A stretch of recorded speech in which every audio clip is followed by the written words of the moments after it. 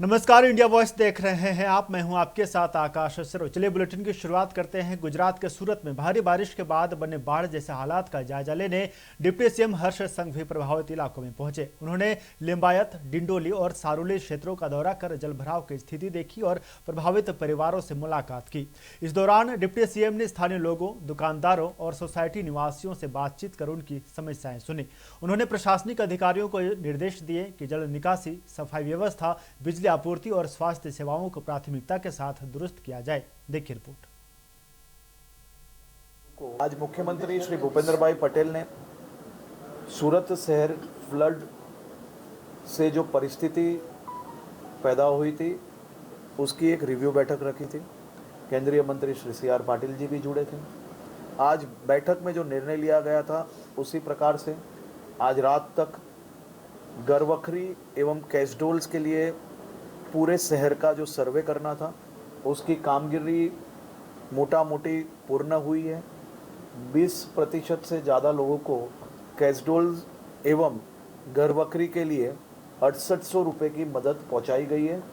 कल शाम परसों सुबह तक लेट बाय लेट सभी परिवारों को जिनके घरों में पानी भरा था, जिनके घरों में नुकसान हुआ है, ऐसे सभी परिवारों को कैसडोल्स एवं गरवखरी की सहाय पहुंचाई जाएगी। आज भी यहाँ सभी एडमिनिस्ट्रेशन की टीम उनके कवर्स बनाने में लगी है और कल परसों सुबह तक हम लोग ये कामगिरी पूर्ण करेंगे।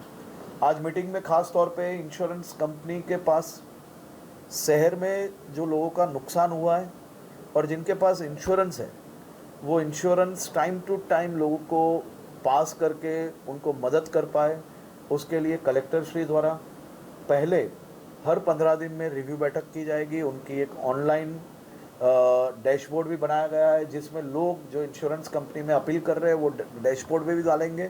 तो गवर्नमेंट के द्वारा सूरत शहर आरटीओ एवं लीड बैंकर को इसका इंचार्ज बनाया गया है जिससे उनके दोनों के अध्यक्ष स्थान पे लोगों का इंश्योरेंस क्लियर करवाने में मददगार बनेंगे। आज मुख्यमंत्री श्री भूपेंद्र भाई पटेल ने सूरत शहर फ्लड से जो परिस्थिति पैदा हुई थी उसकी एक रिव्यू बैठक रखी थी। केंद्रीय मंत्री श्री सी आर पाटिल जी भी जुड़े थे। आज बैठक में जो निर्णय लिया गया था उसी प्रकार से आज रात तक गरवखरी एवं कैसडोल्स के लिए पूरे शहर का जो सर्वे करना था उसकी कामगिरी मोटा मोटी पूर्ण हुई है। 20% से ज़्यादा लोगों को कैसडोल्स एवं जम्मू कश्मीर को पूर्ण राज्य का दर्जा बहाल करने की मांग एक बार फिर से उठने लगी है। नेशनल कॉन्फ्रेंस नई दिल्ली के जंतर मंतर पर शांतिपूर्ण विरोध प्रदर्शन करने का ऐलान किया है, जिसके लिए जम्मू कश्मीर नेशनल कॉन्फ्रेंस के अध्यक्ष डॉक्टर फारूक अब्दुल्ला ने देश के 52 प्रमुख राष्ट्रीय, क्षेत्रीय और स्थानीय नेताओं के साथ साथ जम्मू कश्मीर बीजेपी अध्यक्ष को भी पत्र लिखकर इस मांग के समर्थन में एकजुटता दिखाने के लिए आमंत्रण भेजा है। देखिए रिपोर्ट।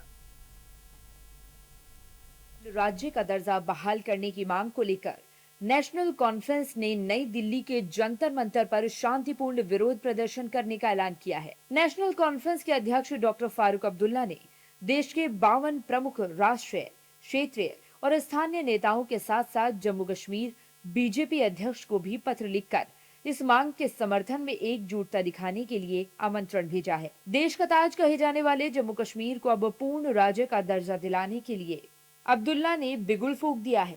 आपको बताते हैं कि फारूक अब्दुल्ला ने अपने पत्र में क्या कुछ लिखा है। 2024 में चुनाव शांतिपूर्ण और सुचारू रूप से हुए। लोगों ने भरोसे और उम्मीद के साथ अपना जनादेश दिया।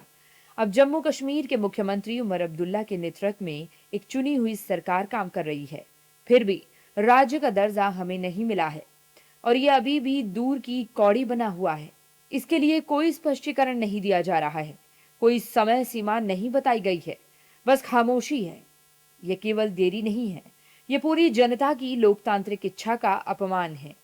राज्य का दर्जा न मिलना केवल जम्मू कश्मीर की भावनाओं का मुद्दा नहीं है, बल्कि यह भारत के संघीय ढांचे की व्यवस्था पर भी सवाल खड़े करता है।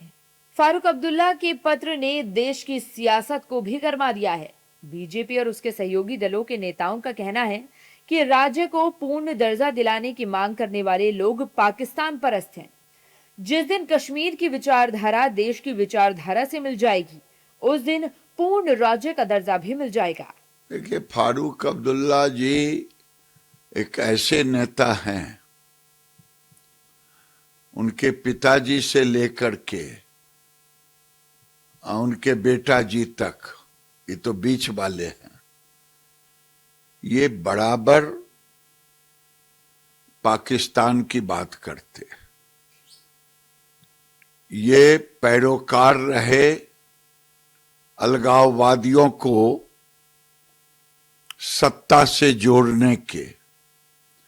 ये जिस समय हिंदू गोलियों से भूंजे जा रहे थे कश्मीर में, उस समय सत्ता का आनंद ले रहे थे। कश्मीर के नेता यहाँ पे प्रोटेस्ट करने आ रहे हैं, तो उनके लोकतांत्रिक अधिकार है, परंतु अभी जम्मू कश्मीर में हालात ऐसे नहीं है कि उसको स्टेटहुड दिया जा सकता है। सरकार की कमिटमेंट है, समय आने पर स्टेटहुड दिया जाएगा। देखिए, ये प्रोटेस्ट स्टेटहुड के लिए है या ये प्रोटेस्ट सेपरेटहुड के लिए है? जहाँ तक स्टेट बनाने की बात है, इसके बारे में तो ऑलरेडी कह दिया गया है, चुनाव भी हुए जम्मू कश्मीर में, पर कुछ लोग स्टेटहुड के नाम पर सेपरेटहुड की बात करते हैं, इसलिए सेपरेटिस्ट को भी दावत दी जा रही है, उनकी अगुवाई में ये सारी चीज़ें की जा रही है। और क्या इंडिया अलायंस ऐसे भारत के टुकड़े चाहने वाले, भारत के खिलाफ षड्यंत्र रचने वाले और पाकिस्तानी पपेट्स के साथ नजर आना चाहता है? इसका मतलब साफ है कि बीजेपी विरोध में कुछ तत्व देश विरोध पर भी उतर आ सकते हैं। जिस दिन कश्मीर का माहौल इस देश के विचारधारा के साथ पूर्ण रूप से समावेशित हो जाएगा, उस दिन पूर्ण राज्य का दर्जा भी मिल जाएगा। इसलिए ये फारूक अब्दुल्ला और ऐसे लोग इस देश में शांति नहीं रहे, और इंडी गठबंधन के जितने चट्टे बट्टे हैं, ये लोग यही चाहते हैं कि इस देश में किसी तरह अशांति फैले, क्योंकि राजनीतिक दुकानदारी जब किसी का बंद हो जाता है तो खिसियाई बिल्ली खंभा नोचे। बैठे बैठे ये लोग सब जितने इंडी गठबंधन के लोग हैं, इनके पास कोई काम नहीं है, बेरोजगारी है और खंभा नोचने का काम करते हैं। हालांकि कांग्रेस पार्टी के नेताओं ने फारूक अब्दुल्ला की मांग को जायज बताते हुए कहा है कि यह उनकी मांग है जिसे वे लगातार उठाते रहे हैं। ये अपनी आवाज और मांग को लोगों तक पहुंचाने और अपने मकसद को मजबूत रखने की प्रक्रिया है। So it is their demand which they have been always asking. So it is a process of making their voice heard, making their demand heard, or making their demand strong. So that is what they have written to multiple parties seeking support, which is what happens when we genuinely feel for something. We would ask for the support of the other political parties also to make our cause more strong. बता दें कि फारूक अब्दुल्ला ने दावा किया है कि उनका विरोध शांतिपूर्ण, लोकतांत्रिक और संवैधानिक होगा। जो वादा संसद में किया गया था, केवल उसी को पूरा करने की मांग की जा रही है। पूर्ण राज्य का दर्जा बहाल करने को लोकतांत्रिक अधिकारों और संवैधानिक मर्यादा का मामला बताते हुए अब्दुल्ला ने कहा कि जम्मू कश्मीर के साथ खड़े होना असल में संघवाद के पक्ष में खड़ा होना है। वहीं फारूक अब्दुल्ला के प्रदर्शन के ऐलान को लेकर देश में सियासी पारा भी हाई हो गया है। फीफा वर्ल्ड कप 2026 में फ्रांस का प्रदर्शन दमदार देखने को मिल रहा है। ये टीम अब बिना हारे ही सेमीफाइनल में प्रवेश कर गई है, जो कि इस टीम को इस बार विश्व कप की फेवरेट टीमों में से एक बनाता है। देखिए रिपोर्ट।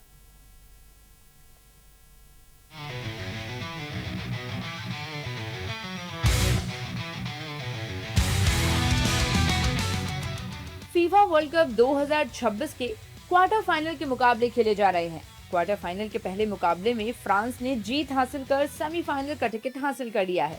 इस जीत के साथ ही फ्रांस ने एक रिकॉर्ड बना लिया है। फ्रांस लगातार 3 फीफा विश्व कप के सेमीफाइनल में पहुंचने वाली तीसरी टीम बन गई है। इससे पहले ब्राजील और जर्मनी ये कारनामा कर चुके हैं। फ्रांस ने 2018 का विश्व कप जीता था। वहीं 2022 में फीफा विश्व कप में फ्रांस फाइनल तक पहुंचा था, जहां अर्जेंटीना के हाथों फ्रांस को हार का मुंह देखना पड़ा। इसके बाद फ्रांस ने 2026 के फीफा विश्व कप में भी सेमीफाइनल में प्रवेश कर लिया है। इसके साथ फ्रांस ने 8वीं बार फीफा विश्व कप के सेमीफाइनल में प्रवेश कर ब्राजील की बराबरी कर ली है और दोनों टीमें दूसरे स्थान पर हैं, जबकि पहले स्थान पर रहने वाली जर्मनी की टीम ने 12 बार सेमीफाइनल खेला है। फीफा विश्व कप 2026 में फ्रांस की टीम शानदार प्रदर्शन कर रही है। किलियन एम्बापे बतौर कप्तान अपनी भूमिका शानदार तरीके से निभा रहे हैं। उन्होंने अब तक इस टूर्नामेंट में 8 गोलों के साथ ही 3 असिस्ट भी किए हैं। इसके अलावा उस्मान डेम्बेले भी शानदार फॉर्म में नजर आ रहे हैं। अपने शानदार प्रदर्शन की बदौलत फ्रांस इस बार विश्व कप जीतने की आस लगाए बैठा है। उत्तराखंड के मुख्यमंत्री पुष्कर सिंह धामी ने नई दिल्ली में केंद्रीय रेल मंत्री अश्विनी वैष्णव से मुलाकात कर उत्तराखंड में रेल नेटवर्क के विस्तार और नई परियोजनाओं पर चर्चा की। मुख्यमंत्री ने मुंबई देहरादून के बीच नई वंदे भारत या सुपरफास्ट एक्सप्रेस सेवा शुरू करने का प्रस्ताव रखा। उन्होंने बताया कि महाराष्ट्र में बड़ी संख्या में उत्तराखंड मूल के लोग रहते हैं और कैची धाम, जागेश्वर धाम और चारधाम यात्रा के लिए भी बड़ी संख्या में श्रद्धालु आते हैं। इसके अलावा देहरादून कोटा रेल सेवा को सूरत और वडोदरा होते हुए मुंबई तक विस्तारित करने, किच्छा सितारगंज खटीमा रेल लाइन की पूरी लागत केंद्र सरकार से वहन करने का अनुरोध भी किया। रेल मंत्री ने अधिकांश प्रस्तावों पर सकारात्मक कार्रवाई का आश्वासन दिया। उसको भी विस्तारित किया जा सकता है, ऐसे सुझाव दिए हैं। इसके अतिरिक्त जो ऋषिकेश कर्णप्रयाग रेल लाइन का काम चल रहा है, उसका भी एक बैच या कोई एक विजिट वहाँ पर हो जाए, जिससे कि जल्दी से जल्दी वो काम हो। साथ में टनकपुर बागेश्वर रेल लाइन के बारे में भी अनुरोध किया है कि उसका चूंकि अलाइनमेंट हो रहा है कि कहाँ कहाँ से वो ट्रेन जाएगी, तो हमारा यह है कि उसमें अधिकांश स्थान जो है, जो टनकपुर से आगे के चंपावत के लोगों को भी सीधे फायदा मिले, अल्मोड़ा के लोगों को भी मिले और बागेश्वर के लिए और पिथौरागढ़ समेत सभी को छूती हुई, उसके आसपास से निकलती हुई वो रेलगाड़ी जाए। इसके अतिरिक्त एक किच्छा खटीमा रेल लाइन का कार्य भी जो है उसका सर्वे हो रहा है। तो बीच में कुछ किसान मिले थे मुझे वहाँ के सितारगंज और किच्छा के बीच के, तो उन्होंने कहा है कि उसका थोड़ा अलाइनमेंट चेंज हो जाएगा तो उनकी ज़मीनों पर नहीं तो काफ़ी सारा बड़ा एक ट्रैक 23 फुट का ट्रैक बनना है। उस ट्रैक के बनने से वहाँ पर जल भराव की स्थिति हो जाएगी। तो उन सभी पर बात हुई। साथ में कुंभ मेला जो हमारा होने वाला है, उस कुंभ के लिए कुछ नई ट्रेन है और साथ में Dehradun Harrawala railway station, Rishikesh railway station और लक्सर, हरिद्वार और रुड़की, ये सारे स्टेशन जो है इनका और विस्तारीकरण और इनका सौंदर्यीकरण दोनों ही अत्यधिक सुविधाएं, आधुनिक सुविधाएं बनाई जाए। इधर उत्तर प्रदेश की राजधानी लखनऊ के अलीगंज कोचिंग सेंटर अग्निकांड और दिल्ली समेत अन्य शहरों में सामने आए अग्निकांड और अवैध निर्माण के मामलों पर सुप्रीम कोर्ट ने स्वतः संज्ञान लेते हुए सख्त रुख अपनाया है। शीर्ष अदालत ने लखनऊ नगर निगम के आयुक्त को तलब किया है और उनसे शहर में अवैध निर्माण और फायर सेफ्टी नियमों के अनुपालन को लेकर उठाए गए प्रभावी कदमों की रिपोर्ट पेश करने को कहा है। पूरी जानकारी दे रहे लखनऊ से सहयोगी अजहर खान। अलीगंज, दिल्ली और अन्य शहरों में हुए अग्निकांड और अवैध निर्माण मामलों पर सुप्रीम कोर्ट ने संज्ञान लिया है और कड़ा रुख अपनाया है और साथ ही लखनऊ नगर आयुक्त को सुप्रीम कोर्ट ने तलब किया है। सुप्रीम कोर्ट ने ये आदेश दिया है कि जिस तरीके से फायर सेफ्टी नियमों के अनुपालन में जो कार्रवाइयां हुई हैं, इसका ब्यौरा भी सुप्रीम कोर्ट ने तलब किया है। सुप्रीम कोर्ट का ये कहना है जिस तरीके से अलीगंज में हुए अग्निकांड मामले में 15 बच्चों की मौत हुई, इससे साफ जाहिर होता है कि फायर सेफ्टी मानक पूरे न होने पर इतनी बड़ी घटना हुई। हालांकि इस पूरे मामले में एसआईटी गठित हुई, कई तरह के तथ्य सामने आए। बिल्डिंग 2016 में ध्वस्तीकरण के आदेश लखनऊ विकास प्राधिकरण के द्वारा दिए गए थे, बावजूद इसके जिम्मेदार अधिकारियों के द्वारा कोई कार्रवाई नहीं की गई। एसआईटी रिपोर्ट में यह भी सामने आया कि बिल्डिंग में इमरजेंसी एग्जिट नहीं था, जहां पर इमरजेंसी एग्जिट होना था वहां पर लिफ्ट लगा दी गई थी। तो कई तरह के तथ्य सामने आए हैं। सुप्रीम कोर्ट ने इस पूरे मामले का संज्ञान लिया है और कड़ा रुख अपनाया और साथ ही लखनऊ नगर आयुक्त को तलब किया है और उन तमाम जो कार्रवाइयां की गई थी फायर सेफ्टी नियमों के अनुपालन को लेकर, उसका ब्यौरा भी तलब किया है। और सुप्रीम कोर्ट ने साफ तौर से ये कहा है कि जिस तरीके से जो लापरवाह अधिकारी हैं, आगे अगर ऐसी घटना होती है तो उन तमाम लापरवाह अधिकारियों की जवाबदेही तय की जाएगी। कैमरा पर्सन हरीश के साथ अजहर खान, इंडिया वॉइस, लखनऊ। इधर उत्तराखंड में होने वाले विधानसभा चुनाव को लेकर कांग्रेस ने तैयारियां तेज कर दी हैं। पार्टी के राष्ट्रीय महासचिव केसी वेणुगोपाल ने प्रेस कॉन्फ्रेंस में कहा कि पार्टी पूरी तरह एकजुटता के साथ चुनाव लड़ेगी। उन्होंने बेरोजगारी, पलायन, पेपर लीक और भ्रष्टाचार को प्रमुख मुद्दा बताते हुए उत्तराखंड के लिए बड़ा घोषणा पत्र लाने की बात कही। पूरी जानकारी दे रहे देहरादून से सहयोगी हितेश त्यागी। केसी वेणुगोपाल उत्तराखंड के 2 दिवसीय दौरे पर थे। उन्होंने राजधानी देहरादून में तमाम बड़े लीडरों के साथ, फ्रंटल पदाधिकारियों के साथ बैठक की, मंथन किया, समीक्षा की और आला नेताओं को समझाया, बताया कि किस तरीके से संगठन को 2027 के लिए तैयार करना है। तो वहीं आज प्रेस वार्ता का आयोजन किया गया, जिसमें उन्होंने युवाओं के मुद्दे को उठाया, पलायन के मुद्दे को उठाया और बद्रीनाथ के मुद्दे को उन्होंने उठाया। ऐसे कई सारे मुद्दे थे जिनको लेकर वेणुगोपाल ने अपनी प्रेस वार्ता में जिक्र किया। लेकिन संकेत साफ तौर पर यह भी है कि जो कांग्रेस के बड़े लीडर हैं, बड़े नेता हैं, उनको आराम करने की सलाह दी गई हो। ऐसा माना जा रहा है कि आने वाला जो चुनाव का जो समय होगा उसमें अलग तैयारी के साथ कांग्रेस पार्टी काम करने वाली है। साफ तौर पर संकेत बड़े नेताओं ने उत्तराखंड के नेताओं को दिए हैं कि काम करने का जो रोड मैप है वो आप लोगों को बदलना होगा। तो वहीं 17 जुलाई को राहुल गांधी उत्तराखंड के दौरे पर हैं, वो युवाओं से मिलेंगे, गूंज के नाम से कार्यक्रम है उसको संबोधित करेंगे। उसमें छात्रों को, युवाओं को, काफ़ी सारे ऐसे लोग उसमें मौजूद रहेंगे जिसको राहुल गांधी संबोधित करने वाले हैं। कैमरा पर्सन हर्ष सुनियाल के साथ हितेश त्यागी, इंडिया वॉइस, देहरादून। इधर कोटद्वार के दिल्ली फॉर्म क्षेत्र को जोड़ने वाली सड़क पहले ही बारिश में बदहाल हो गई है। हाल ही में लोक निर्माण विभाग की ओर से इंटरलॉकिंग टाइल्स बिछाकर सड़क का निर्माण कराया गया था, लेकिन बरसात शुरू होते ही सड़क कई स्थानों पर धंस गई। सड़क धंसने से स्थानीय लोगों और वाहन चालकों को रोजाना आवाजाही में भारी परेशानी का सामना करना पड़ रहा है। जायजा लिया है कोटद्वार से सहयोगी अंजना गोयल ने। समस्या ये है कि रात को बहुत भयंकर बारिश हुआ और मेरे घर में पानी घुस गया पूरा। लेटरिन, बाथरूम, 2 कमरे और किचन में पूरा पानी घुस गया। रात भर हम लगे रहे, 12 बजे के बाद पानी निकालते, लेकिन अभी तक भी पानी बारिश बंद नहीं हुई और बहुत बुरा हाल हो रखा है हम लोगों को। निगम को सूचित किया गया था, इससे पहले TS में भी स्वीकृत हो रही थी लाइन पानी की, अंडर पाइप डालने के लिए बोला था, उसके बाद नहीं हुआ। बीजेपी ने कुछ किया नहीं। उसके बाद में जल निगम आ गया। जल निगम ने बोला है कि पहले हम पाइप डालेंगे, उसके बाद तुम्हारा काम होगा।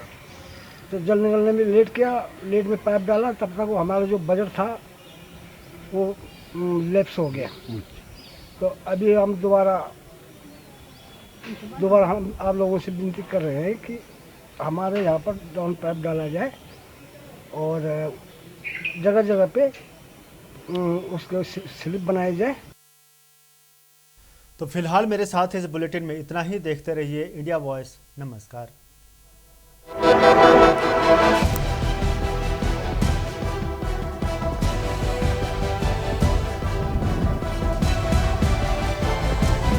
इंडिया वॉइस, आपकी सोच, आपकी आवाज।